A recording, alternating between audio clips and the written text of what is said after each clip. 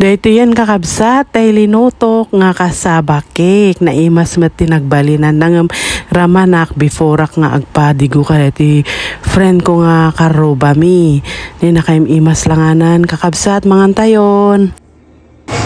Yan guys, tikman ko na itong linuto ko na kasaba cake.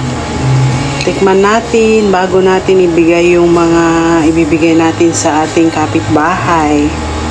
Tikman ko muna. Mainit pa.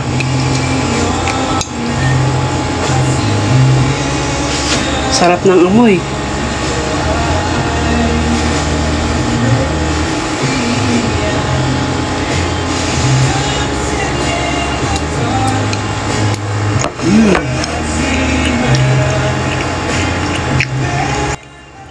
Masarap siya.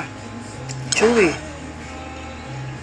Ayan, pwede na natin ibigay yung ating mga ibibigay sa ating kapitbahay.